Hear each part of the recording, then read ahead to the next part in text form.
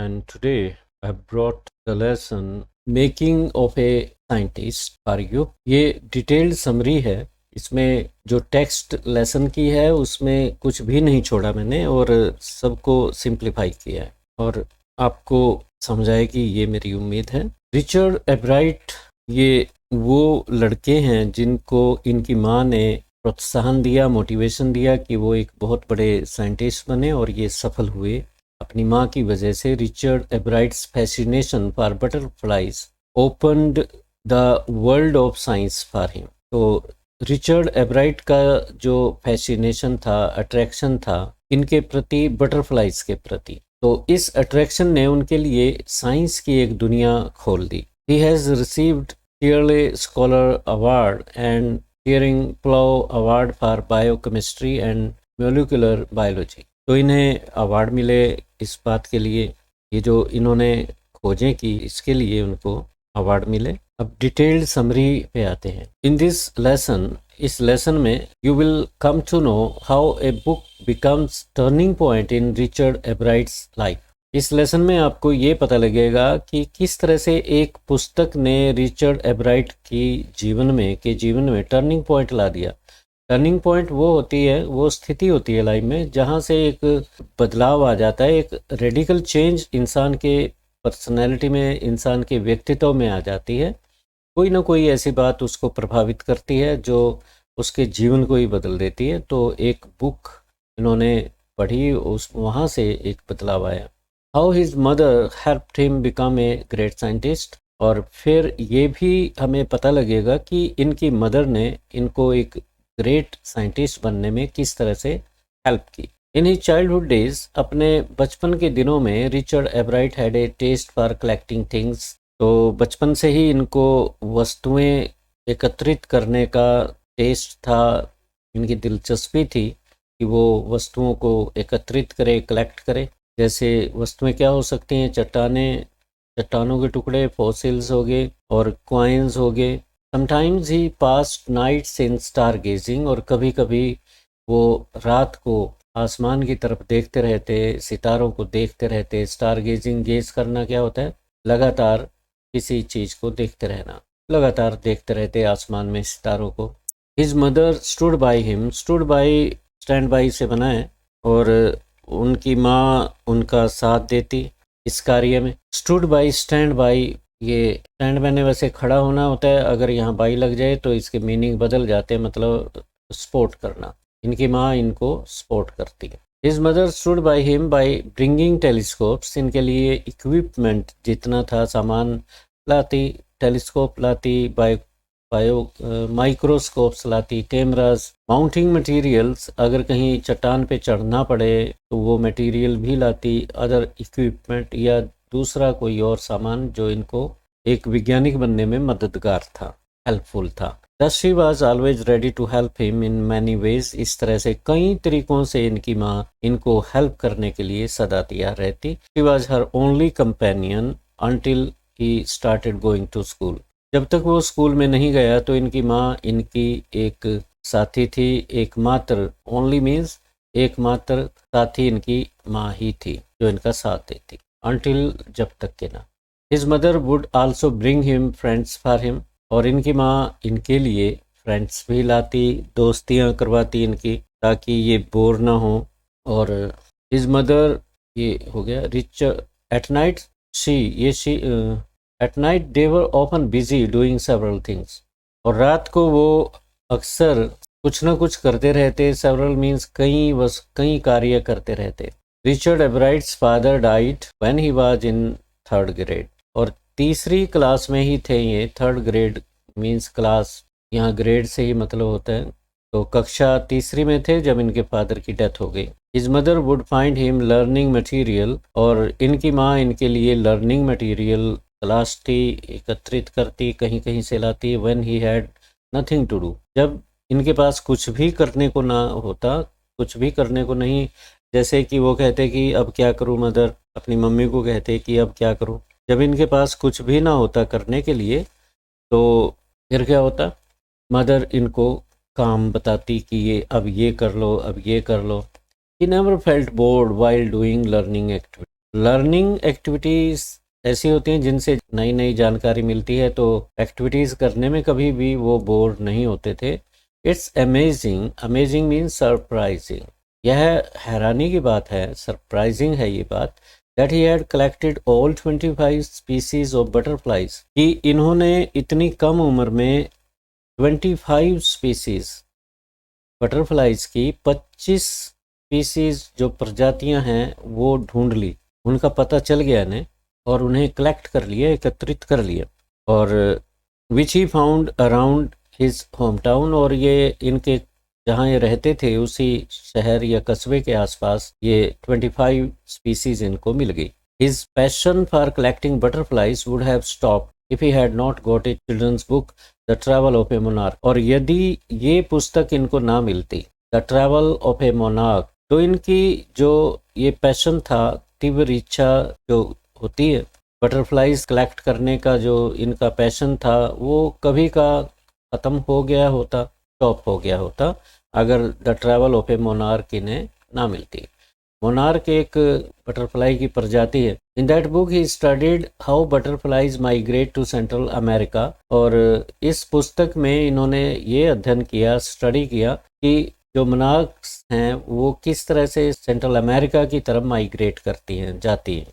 And it is the book which opened up the world of science to the eager young scientist Richard Ebright, और यही वो किताब थी, इस किताब ने इस उत्सुक जिज्ञासु, ईगर मीन्स क्यूरियस, कीन, जिज्ञासु यंग वैज्ञानिक के लिए, नौजवान वैज्ञानिक के लिए एक साइंस की दुनिया ओपन अप कर दी, खोल दी, इनके सामने एक साइंटिस्ट बनने का लक्ष्य तय कर दिया। At the end of the book, इस पुस्तक के अंत में the readers were also guided, readers को भी गाइडेंस मिलती है, how they could be help study butterfly migration, कि बटरफ्लाइज के माइग्रेशन को वो किस तरह से और अधिक स्टडी कर सकते हैं, ये भी इनको हेल्प मिली। Ebright's mother wrote to doctor Urquhart, doctor Urquhart को एब्राइट की मदर ने पत्र लिखा। तो वेरी सून, और बहुत ही जल्दी, Ebright started attaching light adhesive tags to the wings of monarch butterflies. उन्होंने गाइड किया होगा एब्राइट को कि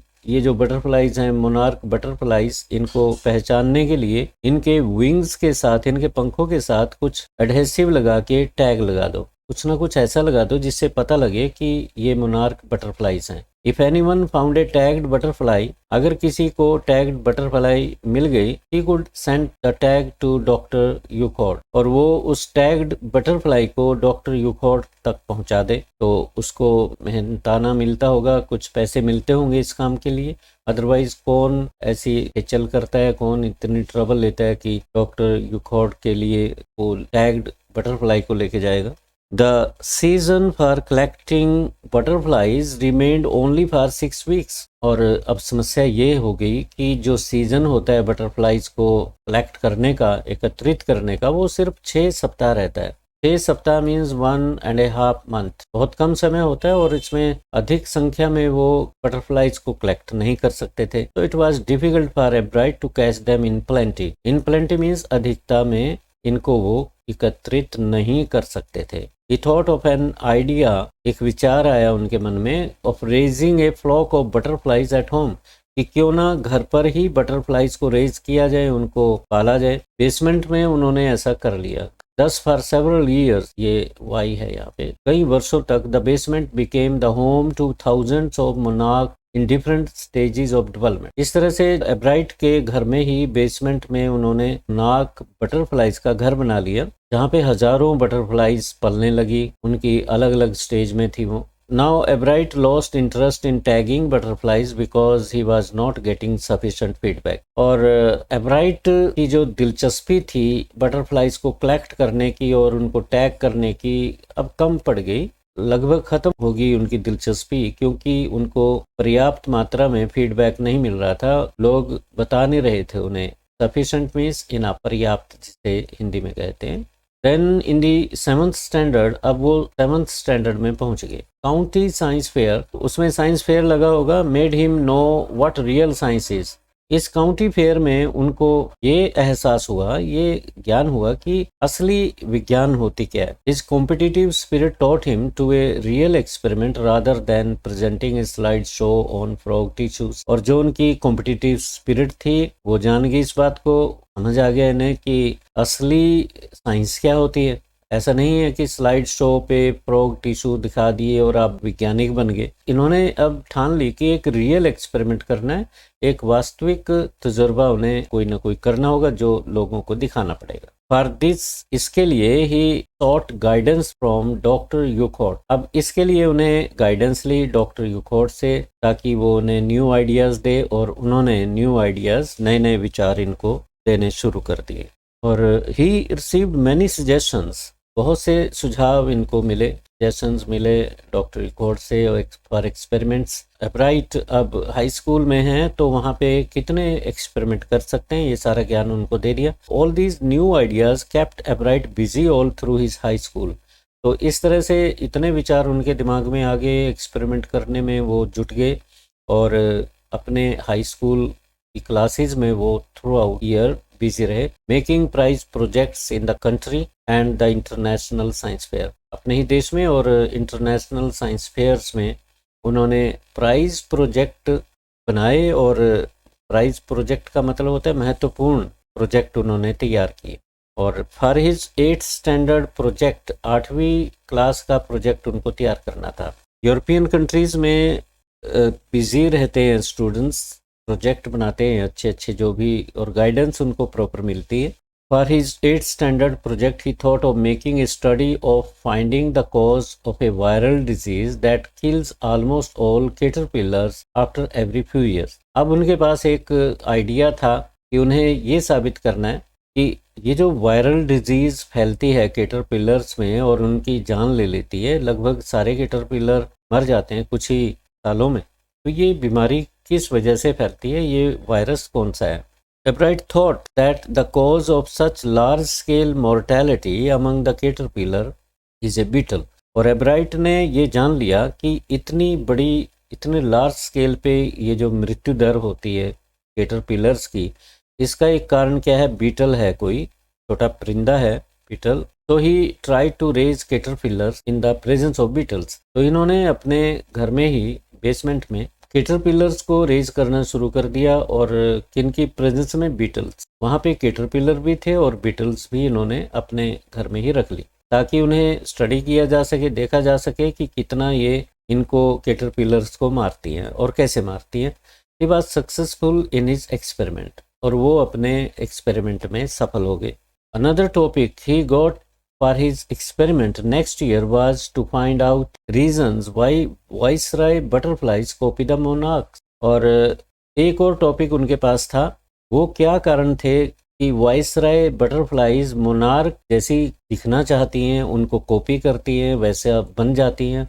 इसका कारण क्या था, वाइसराय जो बटरफ्लाइज हैं मोनार्क्स को कॉपी क्यों करती हैं। He drew the conclusion that the monarchs do not taste good to birds. और एब्राइट ने ये कंक्लूजन निकाल लिया कि जो मोनार्क्स हैं ये खाने में टेस्टी नहीं है, पक्षी इनको खाते होंगे तो उनको टेस्टी नहीं लगती होंगी, इसलिए वो मोनार्क्स को नहीं खाते, और बल्कि वाइसराय बटरफ्लाइज को खाते हैं क्योंकि वो टेस्टी लगती। Whereas viceroy butterflies are tasty for the birds to eat. So to avoid being eaten by birds, the viceroys tried to look like the monarch। इसलिए पक्षियों से बचने के लिए कि पक्षी उनको ना खाएं, तो वाइसराय मोनार्क्स जैसी दिखने की कोशिश करती हैं। His project was checked out whether birds would eat monarchs, and Ebright easily found that a starling would eat all the monarchs that he could get। उनका जो प्रोजेक्ट था ये चेक करने के लिए कि क्या पक्षी मोनार्क्स को खाते हैं, और एब्राइट ने आसानी के साथ ये जान लिया दैट स्टारलिंग एक पक्षी होता है, बर्ड होता है, would eat all the monarchs that he could get. कि स्टारलिंग सभी मोनार्क्स को खा जाता है, जितने भी मोनार्क्स को वो पा लेता है। The project was placed in the zoological division and overall third in the county science fair, और काउंटी साइंस फेयर में ओवरऑल थर्ड प्लेस इनको मिला। After that Richard Ebright began research that led him to discover an unknown insect hormone. और इसके पश्चात Richard एब्राइट ने अपनी research जारी रखी। That research help Richard एब्राइट in finding out an unknown insect hormone. एक अननोन इंसेक्ट हार्मोन को discover कर लिया गया। तो Richard एब्राइट was successful in finding out an unknown insect hormone. It was discovered that indirectly it made him propound a new theory on the life of cells। और इस discovery ने इनको एक थ्योरी propound करने के लिए प्रेरित किया। अप्रोक्ष रूप से आइडिया उनके माइंड में आ गया कि एक थ्योरी डेवलप हो सकती है ह्यूमन सेल्स पे। Ebright tried to answer a simple question, why there are tiny gold spots on a monarch pupa।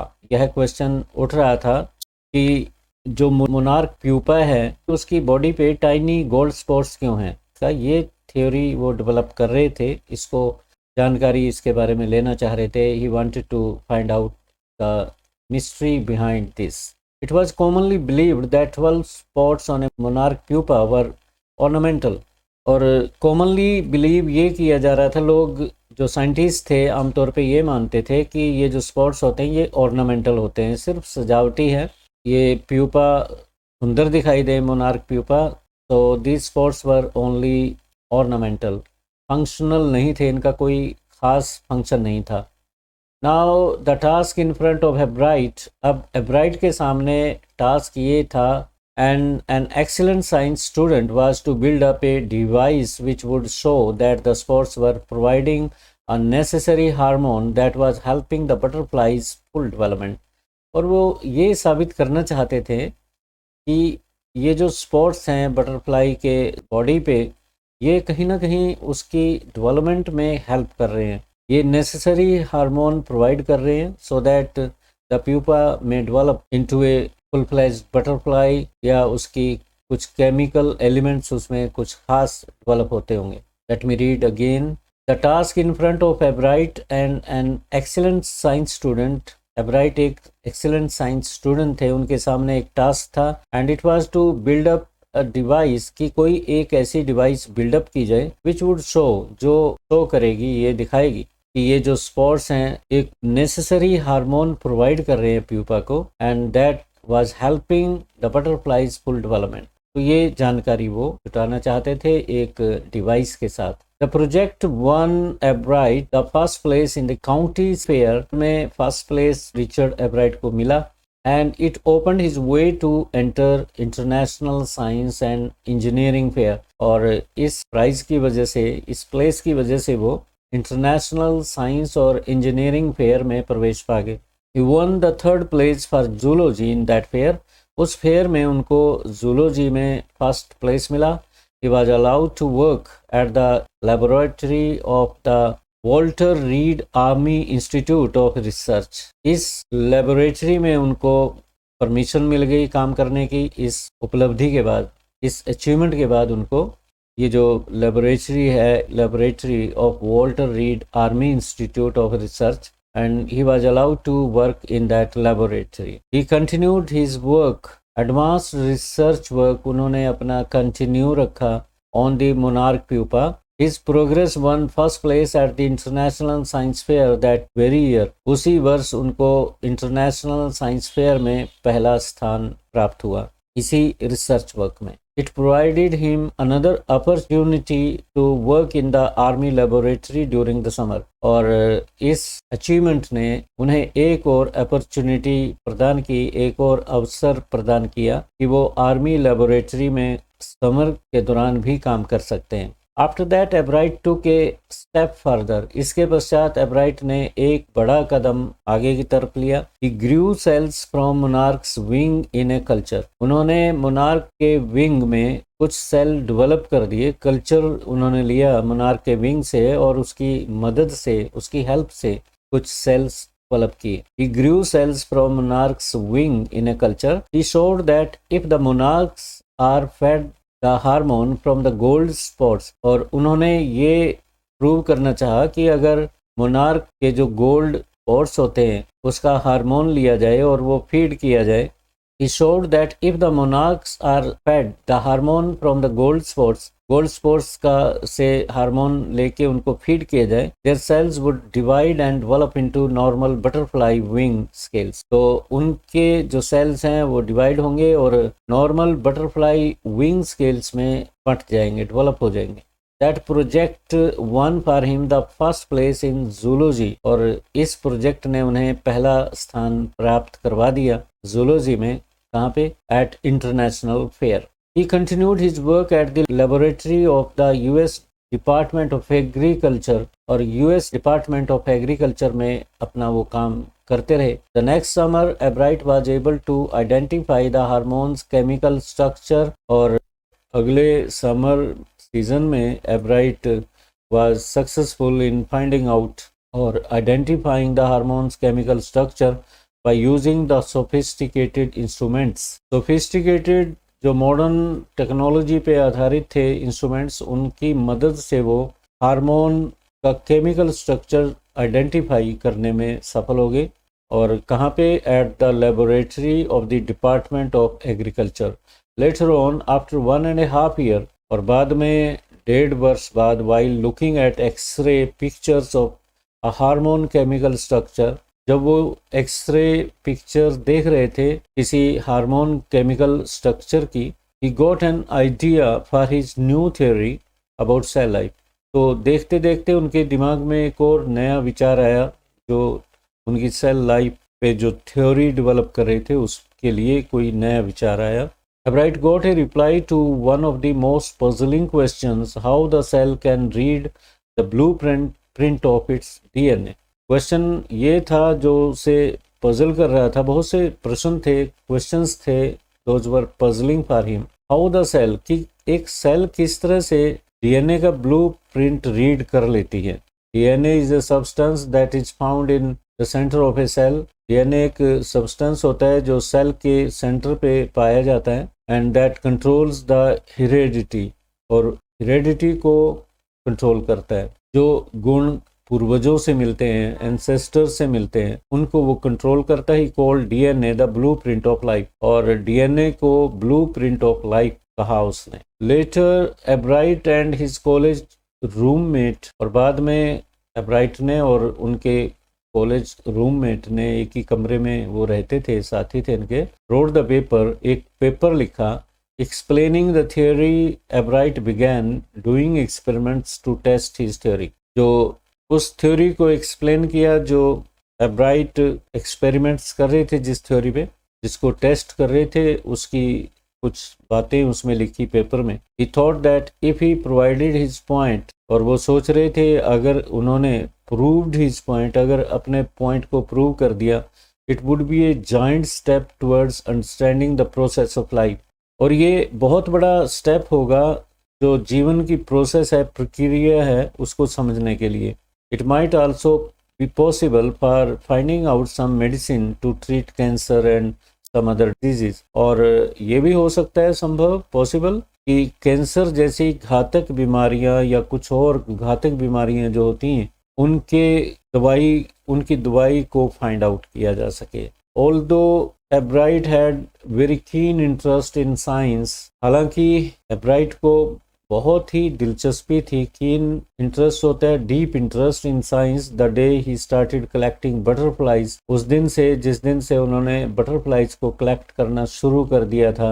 Yet he spare time for becoming a champion debater, फिर भी वो अपने बिजी लाइफ में से डिबेटर बनना चाहते थे, एक चैंपियन डिबेटर बनना चाहते थे। उनके अपने शौक थे जिनको वो पूरा करना चाह रहे थे। Public speaker and a good canoeist बनना चाह रहे थे, ये उनके अलग से शौक थे। He was an expert photographer, और फोटोग्राफी में बहुत शौक था, एक्सपर्ट थे इस मामले में। Specially of nature and science exhibits, science की एग्जिबिशंस होती थी, नेचर में जाके वो खुद फोटोग्राफी करना चाहते थे। Mister Weiherer was a sole model for him, mister Weiherer उसके मॉडल थे, रोल मॉडल थे, and he was the person that opened up a way to new ideas, और ये वही व्यक्ति थे जिन्होंने इनके लिए नए विचारों का खजाना खोला। he would always give 3 to 4 hours at night doing debate research. Debate research करते और 3 या 4 घंटे रात को वो डेली इस पे डिवोट करते. In addition, doing all his research with butterflies. Butterflies पे रिसर्च वर्क तो उनका चल ही रहा था. इसके अलावा भी वो 3-4 घंटे डिबेट पे कि कैसे डिबेटर बन सकते हैं, चैंपियन बन सकते हैं, वो इसको भी वो रिसर्च कर रहे थे.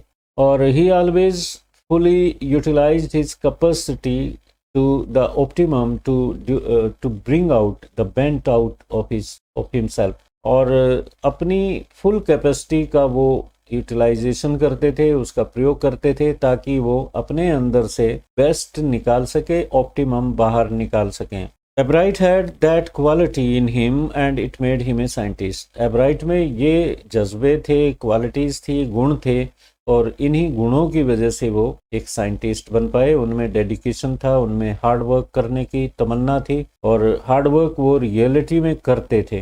The making of a scientist required A first rate mind. ये क्वेश्चन बन सकता है, शॉर्ट क्वेश्चन बनता है यहाँ पे कि क्या क्या क्वालिटीज होती हैं. फर्स्ट रेट माइंड होना चाहिए, क्यूरियोसिटी, जिज्ञासा होनी चाहिए उसमें, and the will to win for the right reason.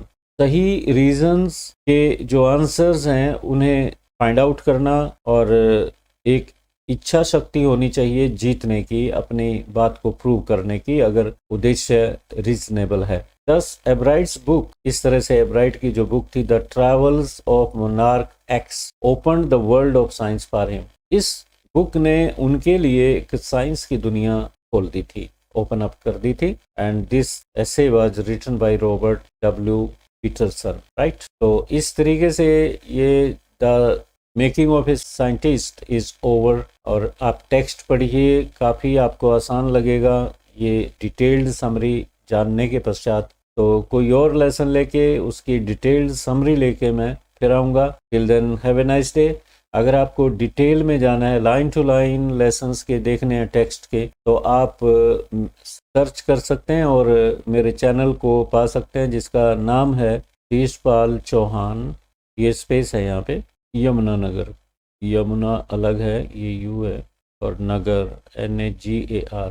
Right. तो आप मेरे वीडियोस को देख सकते हैं, सभी क्लासेस के हैं, 10th क्लास से लेके BA1, BA2, BA3, even post graduation के इंग्लिश लैंग्वेज से रिलेटेड वीडियोस हैं. फोनेटिक्स पे, ग्रामर पे सारे वीडियोस मिलेंगे. Now let me and up this session. I hope you must have enjoyed it and understood it easily.